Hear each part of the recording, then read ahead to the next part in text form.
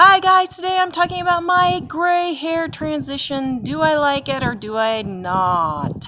Please subscribe and hit the bell notification so you can be notified when we put up new videos. Hello, I am Tara, the author of the Dining on a Dime cookbook where you can eat better, spend less. We have a new hardcover with full color pictures and over 1,200 recipes and tips to help you save money on your grocery bill. Check it out at livingonadime.com. Hello guys, today I'm doing a 6-month gray hair grow out transition. It has been 6 months, well a little over I think. I started in April, was the last time I dyed my hair. Now it's November and I thought I'd show you what I look like, okay?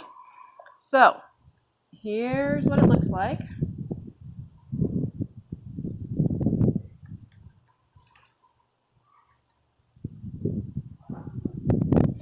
Okay, I have to say, I really don't know what the big deal is. I know a lot of people tend to get upset and really get stressed out about this, but honestly, it has not been a big deal at all.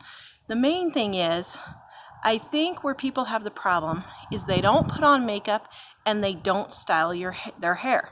Yes, about 3 to 4 months, it was a little awkward for about a month to 8 weeks, 4 to 8 weeks, somewhere around there. But you could just wear a hat, or you could wear a bandana, or a headband, a big headband, anything like that. It's really not that big of a deal. The trick is, put on your makeup, get your hair styled, and put it in cute hairstyle. Get cute bandanas, get cute clips, however you want to do it. But I really think this is not a big deal.